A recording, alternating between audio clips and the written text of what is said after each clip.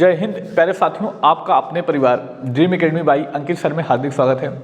प्यारे मित्रों, railway group D के साइंस स्पेशल क्लास में आप सभी का हार्दिक स्वागत है। हम पढ़ रहे थे केमिस्ट्री, तो हमने पढ़ा दूसरा चैप्टर है हमारा अम्ल, क्षार और लवण, इसके बारे में पढ़ रहे थे। तो हमने पिछले वीडियो में जो बात की थी कि जो दुर्बल अम्ल है, दुर्बल अम्ल नेचर में पाए जाते हैं, प्राकृतिक में पाए जाते हैं, जैसे लैक्टिक अम्ल, और हमने पढ़ा फार्मिक अम्ल, एसिटिक अम्ल, ऐसे अम्लों के बारे में हमने पढ़ा। उनके उदाहरण, इनका यूज कहाँ मिलता है आप निश्चित ही जानते होंगे, ऐसे एक दो पेपर देकर आए होंगे तो निश्चित ही आपको पता होगा यह कितना इंपॉर्टेंट टॉपिक है। आज हम बात करेंगे, उसके आगे पढ़ना प्रारंभ करेंगे मित्र। आज हम जो स्ट्रॉन्ग एसिड हैं, प्रबल अम्ल हैं, उनके उदाहरण और उनके यूजेस कहाँ पर हैं, प्रयोग कहाँ पर होते हैं, और आपके एग्जाम के पॉइंट से क्या क्या महत्वपूर्ण प्रश्न बनेंगे उसके बारे में भी हम चर्चा करने वाले हैं। चलिए आइए हम आते हैं अपना जो है उदाहरण पर। किसके बारे में बात करेंगे?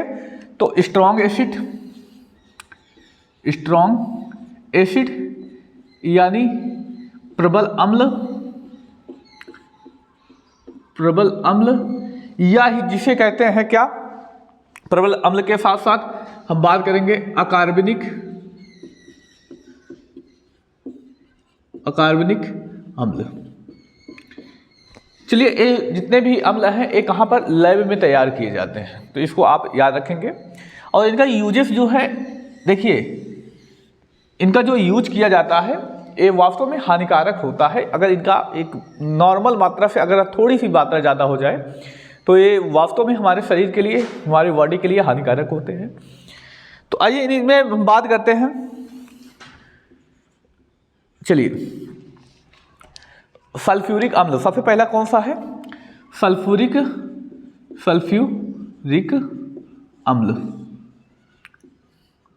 सबसे पहले हम बात करेंगे सल्फ्यूरिक अम्ल, और सबसे इंपॉर्टेंट इसका जितने भी अम्ल आप पढ़ेंगे उनका फार्मूला आप कंठस्थ बहुत अच्छे से करके चलें। सल्फ्यूरिक अम्ल का फार्मूला क्या होता है? H2SO4, जिसे हम तेजाब भी कहते हैं। क्या कहते हैं? तेजाब।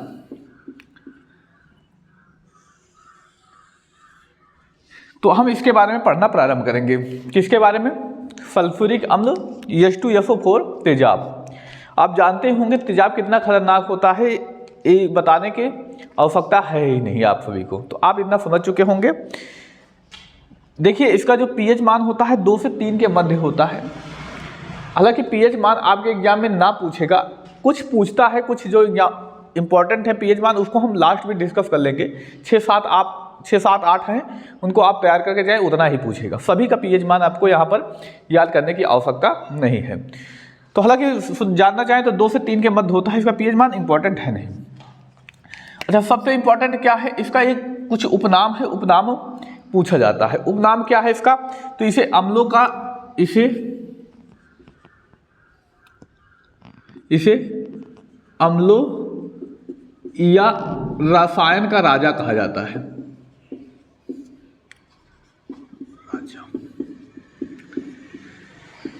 कहा जाता है।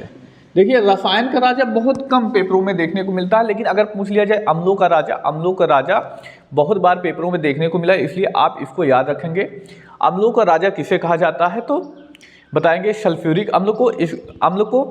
इसका फार्मूला H2SO4 याद रखें। सल्फ्यूरिक अम्ल की बात हम कर रहे हैं। सल्फ्यूरिक अम्ल का फार्मूला क्या होता है? H2SO4 होता है, जिसे आम बोलचाल की भाषा हम तेजाब भी कह देते हैं। और तेजाब का प्रयोग सबसे इंपॉर्टेंट, इसका प्रयोग बैटरी भंडारण में किया जाता है। प्रयोग बैटरी में किया जाता है, ऐसे लिखें, बैटरी में किया जाता है। आप सुने होंगे बैटरी में क्या मिलाई जाती है? तेजाब। पर वो जो देखिए, इसका जो शुद्ध रूप होता है वो नहीं प्रयोग किया जाता, उसमें लिक्विड माफ कीजिएगा, जल की मात्रा थोड़ा ज़्यादा कर दी जाती है। इससे क्या हो जाता है, उसकी जो मेन क्षमता है वो थोड़ा सा कम हो जाती है। तो जो कम हो जाती है उसी को ही प्रयोग किया जाता है। ऐसा नहीं है कि एकदम हाईएस्ट जो अच्छी क्वालिटी का है वो नहीं प्रयोग किया जाता। तो अच्छी क्वालिटी का प्रयोग किया जाएगा तो वो प्लास्टिक की बनी होती है, उसको क्या करेगा, एक तरह से जला देगा, गल जाएगी। तो इस वजह से इसका जो है एकदम मतलब जो खराब रूप होता है, जिसमें पानी की मात्रा ज़्यादा कर दी जाएगी, वह रूप प्रयोग किया जाता है। तो पूछा जाता है, ये प्रश्न पूछा गया है पेपरों में, बताइए जो बैटरियां होती हैं उसमें कौन सा अम्ल प्रयोग किया जाता है, तो हम बताएंगे कौन सा अम्ल प्रयोग किया जाता है। तो सल्फ्यूरिक अम्ल जिसे H2SO4 कहते हैं, ये आप याद रख लें। आगे हम बात करें इसका प्रयोग कुछ याद रखेंगे, जो हमारी फर्शें होती हैं, फर्श की सफाई में किया जाता है। ये आपके लिए इम्पोर्टेंट नहीं है, यहाँ पर आप ना ही तैयार करें तो चल जाएगा। अगला इसका एक और उपनाम है, इसे थोथा का तेल कहते हैं, इसे थोथा का तेल कहते हैं। अब यहाँ पर थोथा शब्द से परिचित नहीं होंगे। थोथा क्या होता है? दरअसल थोथा मतलब होता है दिखावटी, बनावटी, दिखावा, मात्र दिखावा हो, मतलब ऊपर से कुछ दिखाई दे, अंदर से कुछ हो। तो यह जो अम्ल होता है सल्फ्यूरिक अम्ल, एक ऑयल की भांति होता है, तेल की जैसे होता है, दिखने में तेल के जैसे होता है, लेकिन इसके जो गुण हैं वो बहुत डिफरेंट है, लेकिन देखने में कैसे लगेगा? तेल के जैसे, यानी दिखावटी तेल है। तो इस वजह से इसे क्या कहते हैं? थोथा का तेल, यानी दिखावटी, हम ये भी तो कह सकते हैं दिखावटी तेल, दिखावटी तेल, ठीक है। यानी वो कहावत क्या है, खाने के दांत कुछ और दिखाने के कुछ और, तो वही बात ये है, देखने में लगता है कि यह तेल की भांति है, परंतु यह तेल नहीं होता, इसलिए इसे थोथा का तेल कहा जाता है। किसे? सल्फ्यूरिक अम्ल। सल्फ्यूरिक अम्ल का फार्मूला H2SO4। अब इसका जो प्रयोग होता है, प्रयोग स्याही बनाने में, स्याही इंक बनाने में, जो आप यूज कर रहे हैं, जो हम लिख रहे हैं, इस स्याही बनाने में जो किसका प्रयोग किया है? सल्फ्यूरिक अम्ल का प्रयोग किया गया है, इसको आप याद करें। अब पेट्रोल डीजल को क्या करने में? शुद्धिकरण करने में इसका प्रयोग किया जाता है, ठीक है। तो आप समझ चुके थोथा का मतलब क्या होता है, दिखावटी तेल। आपको अब पॉइंट में क्या क्या याद रखना है? सबसे पहला याद रखना है थोथा का तेल इंपॉर्टेंट है। बैटरी में कौन सा अम्ल प्रयोग किया जाता है? सल्फ्यूरिक अम्ल या रसायनों का राजा कहा जाता है। स्याही बनाने में इसका प्रयोग किया जाता है, इंक में प्रयोग किया जाता है। किस अम्ल का? सल्फ्यूरिक अम्ल का। चलिए अब यहाँ पर एक शब्द आया थोथा का तेल। देखिए कंफ्यूजन होती है, 3 तरह के थोथे होते हैं, यानी 3 दिखाई देते हैं। तो वो कौन कौन से 3 थोथे हैं जो आपके एग्जाम में पूछा जाता है, उसके बारे में हम थोड़ा सा चर्चा कर लेते हैं। सबसे पहला है तो नीला थोथा। नीला थोथा किसे कहते हैं? तो कॉपर सल्फेट को। आपको याद रखना है नीला थोथा क्या है? कॉपर सल्फेट, क्योंकि यह नीले नीले दिखाई देता है। क्या होगा इसका फार्मूला? CuSO4 5H2O। नीला थोथा यानी दिखावटी नीला, नीला होता नहीं है, केवल देखने में ऐसा लगता है कि यह नीला है, तो दिखावटी नीला क्या हो जाएगा? Copper sulphate. इसको याद रखेंगे, नीला थोथा कॉपर सल्फेट, CuSO4 5H2O। एक होता है हरा थोथा। हरा थोथा, हरा थोथा क्या होता है? Iron sulphate, iron sulphate. हरा थोथा क्या होता है? तो आयरन सल्फेट। इसका फार्मूला क्या हो जाएगा? FeSO4 7H2O। हरा थोथा क्या हो जाएगा? Iron sulphate. सफेद थोथा, सफेद थोथा क्या होता है? तो होता है जिंक सल्फेट, ZnSO4 7H2O। ये 3 आप इसको याद रखें। मतलब ये सारे इंपॉर्टेंट हैं। प्रीवियस ईयर आप उठा के देखेंगे तो प्रीवियस ईयर में पूछे गए हैं, ऐसा नहीं है कि प्रीवियस ईयर में पूछे नहीं गए हैं, तो प्रीवियस ईयर में पूछा गया है, तो आप इसको मतलब तैयार करके ही रखें, ठीक है। तो अब अगले एग्जाम्पल की तरफ बढ़ें। कम से कम हमें 7 से 8 पढ़ने हैं, आपको याद रखना है 7 से 8। अगर आप पढ़ लेंगे तो निश्चित ही बहुत सारे आपके डाउट यहाँ पर क्लियर हो जाएंगे। चलिए अगला हमारा कौन सा है, अगले पे आते हैं।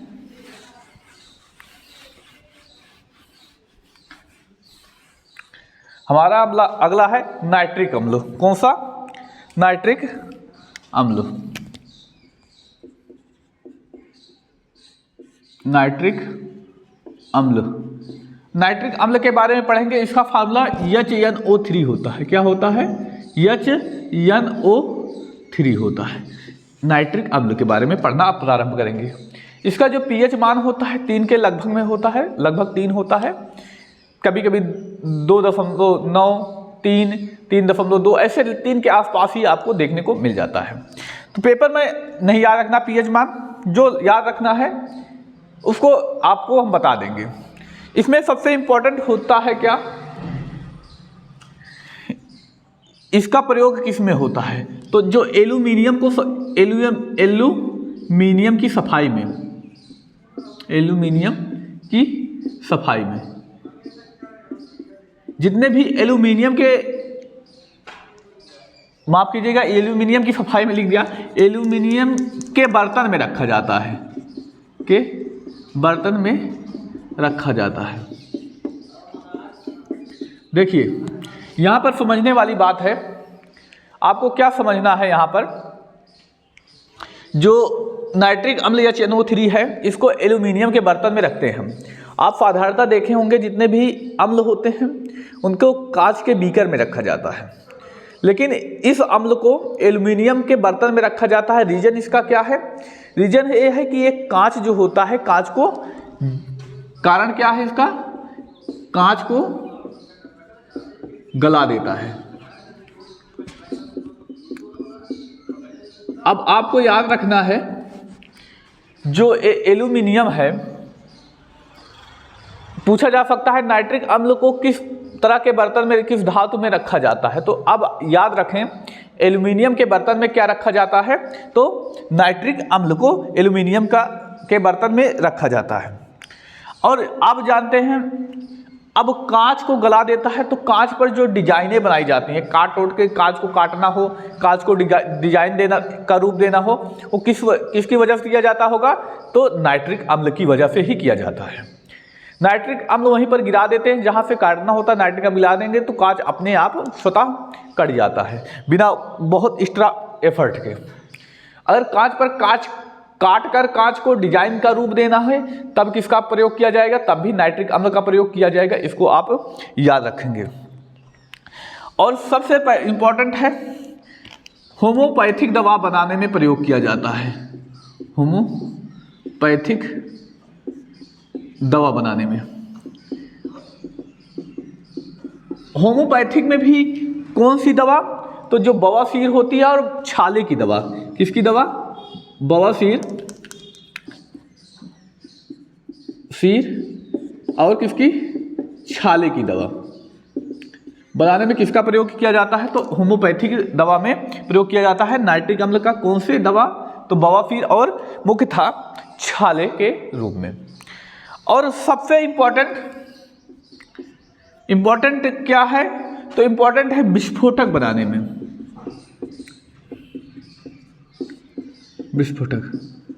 विस्फोटक यानी बम बनाने में भी इसका प्रयोग किया जाता है। आप जानते हैं सबसे पहला विस्फोटक कौन था, डायनामाइट, अल्फ्रेड नोबेल ने बनाया, इन्हीं के नाम पे नोबेल प्राइज दिए जाते हैं। इसको आप याद रखेंगे कि क्या याद रखना है को, विस्फोटक बनाने में किसका प्रयोग किया जाता है, तो नाइट्रिक अम्ल का प्रयोग किया जाता है। और नाइट्रिक अम्ल की आवश्यकता मिट्टी को भी होती है, तो जो यूरिया आती है, खाद आती है, जो उर्वरक होते हैं उसमें भी इसका प्रयोग किया जाता है। इतना इंपॉर्टेंट नहीं है। अब आगे हम बात करते हैं, चलिए आगे हम बात करें हाइड्रोक्लोरिक अम्ल। अगला हमारा कौन सा है, हाइड्रोक्लोरिक अम्ल। इसके लिए इतना ही,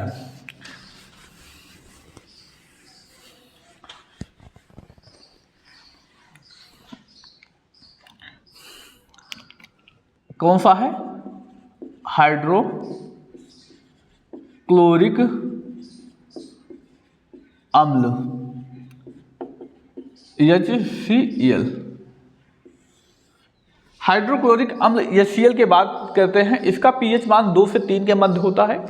pH मान इंपॉर्टेंट नहीं, हालांकि आगे हम बात करते हैं। आप जानते हैं कि हमारे पेट में भी HCl पाया जाता है कि नहीं, जी बिल्कुल पाया जाता है। जो जठर रस होता है उसी में पाया जाता है pH मान। तो इसको हम लिख लेते हैं, सबसे इंपॉर्टेंट है ये, या पेट में बने जठर रस में पाया जाता है, जठर रस में पाया जाता है। हालांकि अब जठर रस के बारे में और डीपली पढ़ने के लिए हमें बायोलॉजी पढ़ना पड़ेगा, ठीक है। हम जब बायोलॉजी पढ़ेंगे तो वहाँ पर हम इसके बारे में पढ़ेंगे। हालांकि आप इतना याद रखें, जो जठर रस होता है उसमें HCl पाया जाता है, हाइड्रोक्लोरिक अम्ल पाया जाता है। अब यही HCl अगर पेट में ज़्यादा हो जाता है तो क्या हो जाता है, गैस बनना प्रारंभ हो जाती है। तो अब इसको याद रख देंगे, इस अम्ल की अधिकता से, अम्ल की अधिकता पेट में गैस का कारण बनती है, गैस का कारण बनती है। इस अम्ल की अधिकता ही क्या करती है मित्र, तो याद रखेंगे इस अम्ल की अधिकता ही पेट में गैस बनने का कारण बनती है। और इसे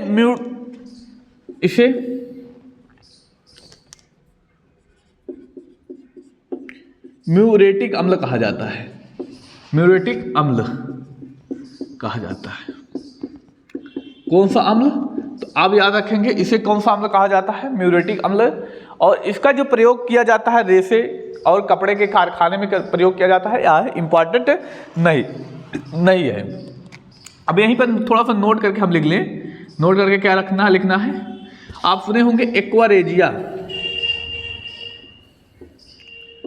एक्वारेजिया सुना है नहीं, कितने साथी हैं जिन्होंने सुना होगा, जो NCERT पढ़े होंगे निश्चित ही इस शब्द से परिचित होंगे। एक्वारेजिया, इसे अम्ल का राजा कहा जाता है। क्या कहा जाता है, अम्ल का राजा। अम्ल का राजा किसे कहते हैं, तो हम बता देंगे मित्र, एक्वारेजिया को क्या कहा जाता है, अम्लों का राजा कहा जाता है। इंपॉर्टेंट है। दरअसल इसका जो उपयोग है, यह सोने और चांदी के जो आभूषण होते हैं उनको साफ करता है, यह सोने चांदी के आभूषण को साफ करता है। और एक बर्तन होता है, बर्तन में एक्वारेजिया होता है, उसी में क्या करते हैं, आप जब सुनार के यहाँ जाएंगे तो सुनार क्या करता है, आपके जो पुराने गहने हैं उनको लेगा और उसी अम्ल में डाल देगा, यानी एक्वारेजिया में डाल देगा। अब जब एक्वारेजिया में डाल देगा तो अगर थोड़ी समय के लिए डालेगा तो ऊपर के जो परत है वो हट जाती है, लेकिन अगर वो थोड़े ज़्यादा समय के लिए यानी लगभग 6 से 7-8 घंटे तक डाल देगा तो वो जो सोना होगा वो पूरी तरीके से उसी में घुल जाता है। तो याद रखेंगे इसको, यह सोने और चांदी के आभूषण को साफ करता है, यानी उसकी ऊपरी परत को हटा देता है। अब इंपॉर्टेंट क्या है, एक्वारेजिया किन दो अम्लों से मिलकर बनता है, इंपॉर्टेंट ए है, HCl हाइड्रोक्लोरिक अम्ल और उसके बाद HNO3, यानी अभी हमने पढ़ा इसके बारे में नाइट्रिक एसिड। नाइट्रिक एसिड का क्या होता है, मिश्रण होता है। यह प्रश्न कई बार पेपरों में देखने का मिला है कि एक्वारेजिया किन दो अम्लों का मिश्रण होता है, तो हम बताएंगे हाइड्रोक्लोरिक अम्ल और बता देंगे कितना, नाइट्रिक अम्ल का मिक्सचर होता है। किस अनुपात में मिलते हैं, 3 अगर A होगा तो HNO3 यानी नाइट्रिक अम्ल कितना होगा, 1। ठीक है, तो सोना इसमें पूरी तरीके से घुल जाता है, इसको भी आप याद रख के चलेंगे। 2 और एग्जाम्पल और पढ़ने हैं, 2 मिनट और रुकिएगा, हम उसको बता देते हैं, फिर उसके बाद सेशन को यहीं पर खत्म करेंगे। चलिए अब एक स्लाइड और,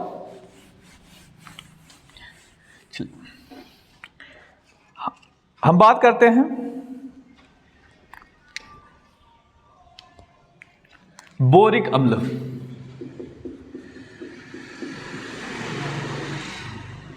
बोरिक अम्ल यानी इसका फिर मान H3BO4 होता है। क्या होता है, तो अब बताएंगे H3BO4 होता है किसका, तो बोरिक अम्ल का। और इंपॉर्टेंट क्या है, इसके आँख और घमौरी की दवा बनाने में प्रयोग, घमौरी की दवा बनाने में। आप जो ठंडा ठंडा कूल वाला पाउडर देखते हैं, जो टेल्कम पाउडर होता है, जिससे घमौरियाँ क्या होती हैं, दूर होती हैं, उन घमौरियों को दूर करने में जो अम्ल का प्रयोग किया जाता है, कौन सा अम्ल, तो आप बताएंगे कौन सा अम्ल मित्र, तो बेरिक अम्ल का प्रयोग किया जाता है। कौन से अम्ल का, बेरिक अम्ल का प्रयोग करते हैं। आगे हम बात करते हैं, इसे क्या कहते हैं, इसे सॉफ्ट एसिड।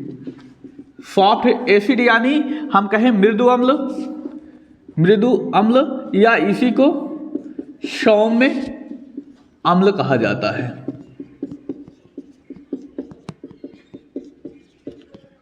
मृदु या क्या कहते हैं, इसे सॉफ्ट एसिड, मृदु अम्ल, या कहते हैं सौम्य अम्ल कह देते हैं। आगे बात करते हैं, जितने भी कॉस्मेटिक आइटम बनते हैं यानी सौंदर्य वाले आइटम बनते हैं, जैसे लिपस्टिक हो गया, फेस वॉश हो गया, मतलब जो क्लीनिंग, गोरा दिखने के लिए कॉस्मेटिक आइटम होते हैं, उन सब में किसका प्रयोग किया जाता है, इसी का प्रयोग किया जाता है। इसका प्रयोग सब आंख धुलने में भी किया जाता है, आंख धुलने में, और चींटी भगाने वाले, चींटी भगाने में आप वो जानते होंगे लक्ष्मण रेखा, क्या जानते हैं, लक्ष्मण रेखा। जो लक्ष्मण रेखा लाइनें खींच दी जाती हैं, उसके अंदर चींटियां नहीं जा पाती, वो किसका मिश्रण होता है, तो बेरिक अम्ल का ही मिश्रण होता है। इसको याद आप रख लें। अगला है बेंजोइक अम्ल। बेंजोइक अम्ल, बेंजोइक अम्ल क्या है, C6H5COOH। बेंजोइक अम्ल के बारे में बात करें, इसका प्रयोग जो होता है ड्रग्स, दवाई बनाने में। इसमें जो खांसी के लिए सिरप आता है, खांसियों के लिए, जुकाम होने पर, ये सब जितने भी सिरप दवाइयाँ बनाई जाती हैं इससे रिलेटेड, उसमें इसका प्रयोग किया जाता है, किसका, बेंजोइक अम्ल का। और या खाद्य पदार्थों को लंबे समय तक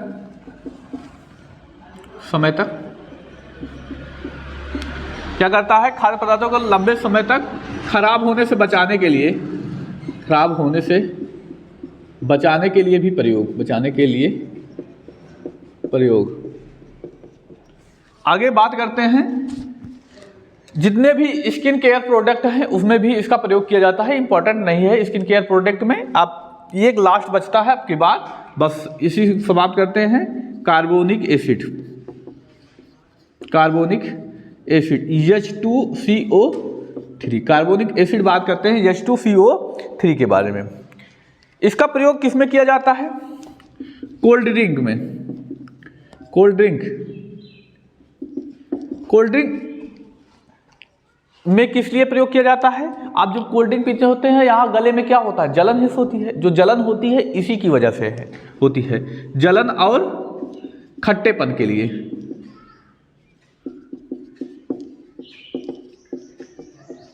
किस लिए, जलन और खट्टेपन के लिए इसका प्रयोग किया जाता है। और सबसे इंपॉर्टेंट जो सोडा वाटर होता है, सोडा वाटर में भी इसका प्रयोग किया जाता है। तो हमने बात किया कि जो प्रबल अम्ल होते हैं, प्रबल अम्ल के क्या क्या उदाहरण है, क्या क्या प्रश्न आपके कुछ एग्जाम में बन सकते हैं, उसके बारे में चर्चा की। हमारा जो अम्ल टॉपिक था खत्म हुआ। अब इसके बाद हम क्षार पर पढ़ेंगे, वो भी अगली क्लास में। अगर यह क्लास आप सभी मित्र भाई बहनों को अच्छी लगी है तो अपने मित्र भाई बहन में जरूर शेयर करें। आप भी चैनल पर पहली बार हैं तो सब्सक्राइब जरूर करके जाएं। हम प्रॉमिस करते हैं रेलवे ग्रुप डी से पहले फिजिक्स, केमिस्ट्री, बायोलॉजी कंप्लीट करेंगे बहुत अच्छे से। आप 25 में 25 करने की क्षमता रखेंगे, जो अच्छे से मेहनत करेगा 25 में 25 नहीं तो 20 के आसपास तो कर ही लेगा।